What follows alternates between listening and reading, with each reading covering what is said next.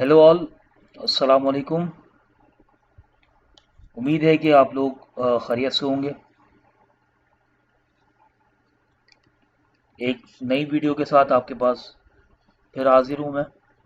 आज का जो टॉपिक है हमारा वो है निकिल टेस्टिंग।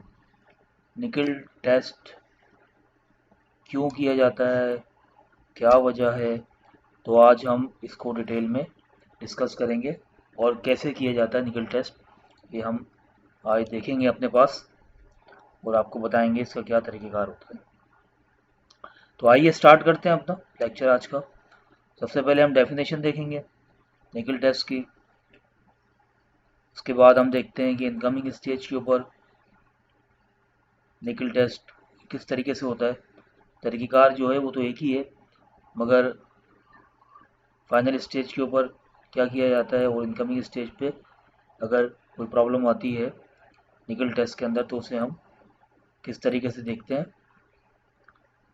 या किस तरीके से आगे उसको फर्दर प्रोसीड करते हैं, वो भी हम देखेंगे। थर्ड जो वीडियो प्रैक्टिकल जो है वो इसमें नहीं होगा, इस वीडियो के अंदर वो अलग से एक वीडियो मैं आपको शेयर कर दूंगा, तो उसमें आप प्रैक्टिकली भी उसको देख सकते हैं आराम से निकल टेस्ट को कि किस तरीके से परफॉर्म किया जाता है। डेफिनेशन क्या है निकल टेस्ट की? That nickel test is perform to confirm that product buttons, rivet, zipper, any other metal trims free from nickel. जो तमाम हमारे पास मेटल की ट्रिम्स रिसीव होती हैं कस्टमर के पास से या हमारे सप्लायर के पास से, वो हमें इंश्योर करना है कि वो निकिल फ्री हो। उसकी वजह क्या है? Nickel is a common cause of allergic contact dermatitis and is associated with metal buttons and snaps. Nickel जो है एक अमूमी वजह होती है स्किन के मसाइल की, और उसकी बुनियादी वजह मेटल ट्रिम है जो कि गारमेंट में लगती है। मेटल ट्रिम गारमेंट में लगती है, अगर वो निकिल फ्री नहीं होगी तो वो डर्मेटाइटिस का बाइस बनेगी अपने वेयर के लिए। इसलिए निकिल टेस्ट परफॉर्म किया जाता है और ये रिक्वायरमेंट होती है कस्टमर की। निकिल टेस्ट में किस किस तरह की केमिकल इस्तेमाल होते हैं टेस्ट करने के लिए, आइए देखते हैं। सबसे पहले हमें रिक्वायर्ड है कॉटन बड। रबिंग करने के लिए हमारे पास DMG होता है 0.85%, इसे हम डाई मिथाइल ग्लाइऑक्साइम कहते हैं। अमोनिया है हमारे पास 10%। तो ये दो केमिकल हैं और एक हमारे पास कॉटन बड है जिसपे हमने इनको डालना है और अपना काम करना है। प्रोसीजर ऑफ कंडक्टिंग टेस्ट क्या है? Take 1 drop off each ammonia in dimethyl glyoxime on both side of the cotton bud. Cotton bud के दोनों हिस्सों पर अमोनिया का एक कतरा और डाईमिथाइल ग्लाइऑक्साइम का एक कतरा डालें। Place on button and rub for 10 second. Cotton bud को बटन पर रखें और तकरीबन 10 सेकेंड तक आहिस्ता आहिस्ता उसे रगड़ें, रब करें। Same as for rivet and zipper. Rivet और जिपर पर भी यही तरीके का इस्तेमाल करें।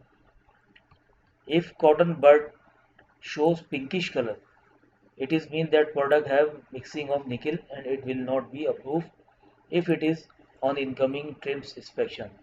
अगर कॉटन बड पर पिंक कलर जाहिर हो तो इसका मतलब है कि आपके पास प्रोडक्ट जो है वो निकिल की मिलावट के साथ है। और अगर ये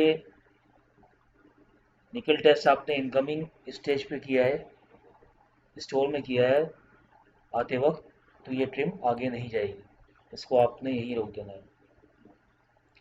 need to check further if same problem occurs. अगर आपके पास यही सेम प्रॉब्लम, आपने सैंपल साइज बढ़ा के हमारे पास 2 लाख बटन आए, 3 लाख बटन आए, तो अगर थैलियों में 500 के पीस के साथ आपके साथ पास बटन है तो आपने कुछ अपना सैंपल साइज बढ़ा के, वैसे तो एक ही चेक करना होता है आपने, अगर सैंपल साइज बढ़ा लेंगे आप इसके बाद कि अगर हमारे पास पिंकिश पहले ही वाले बटन में ज़ाहिर हो गया तो आप सैंपल साइज बढ़ा के 3-4 पीस और चेक कर लें, और उसमें सेम प्रॉब्लम है, तो फिर हमने क्या करना है, एक नॉन कन्फर्मिंग रिपोर्ट हमने बनानी है और उसे हमने जमा करानी है अपने सीनियर मैनेजर को। इसमें भी दो ऑप्शन है हमारे पास। अगर हमारा सप्लायर अपना सप्लायर है, उसे हमने खुद इवेलुएट किया है, तो अगर यही मसला उसके पास से तकरीबन 3 दफ़ा है, तो हम उसे उस सप्लायर को 2 दफ़ा एनसीआर पहले रेस कर चुके होंगे, तो तीसरी दफ़ा ये मसला आने पे हम उसे एनसीआर तो देंगे और उसे ब्लैकलिस्ट भी कर देंगे, और उससे नेक्स्ट कोई हम फर्दर बिजनेस नहीं करेंगे। उसकी जगह हम कोई अल्टरनेटिव सप्लायर देखेंगे जो हमारी अप्रूव लिस्ट के अंदर होगा, तो हम उससे काम करेंगे। और अगर सेकंड केस में अगर आपका सप्लायर जो है वो नॉमिनेटेड है फ्रॉम द लाइजन ऑफिस की तरफ से कस्टमर के, जो पाकिस्तान में मौजूद है, तो फिर इस मसले के लिए हमने उसे अपने मर्चेंट को इन्फॉर्म करना है कि हमें ये मसला आया है इस प्रोडक्ट से, इसमें निकल की मिलावट है। तो वो हमारा मर्चेंट जो है वो उस पर्टिकुलर लाइसेंस ऑफिस से कोऑर्डिनेट करेगा और उन्हें इन्फॉर्म करेगा। तो वो डिसीजन फिर उनके एंड पे चला जाएगा कि वो कस्टमर से जिसके पास से वो मेटल ट्रिम आई है उससे क्या बात करते हैं, और फिर हमें फर्दर क्या रिप्लाई करते हैं। उसको ऐसे इस्तेमाल करने का कह देते हैं, या सब रिटर्न हो जाएगा सप्लायर के पास, वो जिसके पास से मेटल ट्रिम आई है। तो वो लाइसेंस ऑफिस जिस तरीके से हमें गाइड करेगा, हम उसी तरीके से उसी के डिसीजन पे अमल करते हुए आगे फर्दर कोई काम करेंगे। और अगर यही मसला same procedure not be applicable for final, अगर ये प्रॉब्लम आपको फाइनल स्टेज के ऊपर आती है, तो हमने ऐसा नहीं करना है बिल्कुल भी। अगर फाइनल स्टेज के ऊपर एक ही पीस चेक करना है आपने और एक ही पीस के अंदर एबनॉर्मेलिटी आती है, तो आपने शिपमेंट को होल्ड कर देना है। ये एज अ क्रिटिकल डिफेक्ट तस्वुर किया जाएगा। इसके बाद कस्टमर जो है हमारा, उसको हमने कम्युनिकेट करना है, या कस्टमर के नॉमिनेटेड क्यूसी ने ऑडिट किया है, तो वो अपने फर्दर वहाँ पे हेड जो है इनके लाइसेंस ऑफिस के अंदर उनको इन्फॉर्म करेगा कि ये शिपमेंट निकल की वजह से फेल हो गई है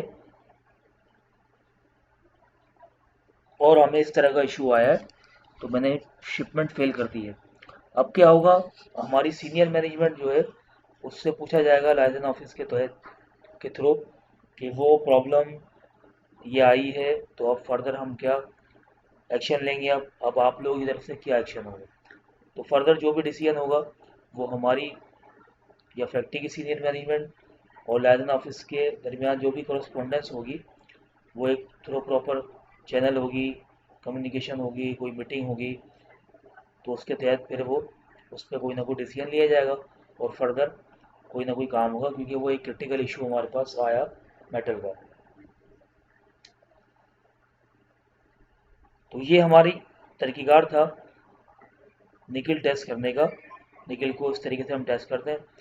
अच्छा, ये चीज़ें आपको और अच्छी तरीके से क्लियर हो जाएंगी जब वीडियो में बना के दे दूंगा इसकी निकल टेस्ट की एक्चुअल वीडियो। जिस तरीके से मैंने बटन पुल टेस्ट की आपको अपलोड की थी, तो उसमें आपको ज़्यादा आसानी हुई होगी। तो वो भी मैं आने वाले दिनों में, एक आध दिन में, 2 दिन में इसको अपलोड कर दूंगा, तो आप देख लेंगे तो आपको और अच्छे तरीके से क्लेरिफाई हो जाएगा चीज़ें, और आसानी के साथ आपको अंडरस्टैंड हो जाएंगी वो। तो ये 2-3 चीज़ें हैं या 4-5 चीज़ें हैं, ये प्रोडक्ट सेफ्टी का पार्ट है जो इस तरीके से आती जाएंगी। तो ये भी प्रोडक्ट सेफ्टी का पार्ट है निकल टेस्टिंग। जिस तरीके से बटन पुल टेस्ट था, तो ये भी प्रोडक्ट सेफ्टी का पार्ट है। इस तरीके से और भी वीडियो जो है प्रोडक्ट सेफ्टी से रिलेटेड वो अपलोड मैं आगे करता रहूँगा, इस तरीके से मुझे टाइम मिलता रहेगा। तो आप इसको वॉच भी कीजिए, वॉच करने के बाद इसको शेयर भी कीजिए अपने जो आपके कोलीग्स हैं, साथ में दोस्त हैं आपके जो गारमेंट इंडस्ट्री से अटैच हैं, डेनिम से अटैच हैं, या किसी भी इंडस्ट्री से जो रिलेटेड टू गारमेंट अटैच हैं, तो उन्हें आप शेयर कीजिए ताकि उनकी नॉलेज में भी इजाफा हो, अगर वो ये नहीं जानते।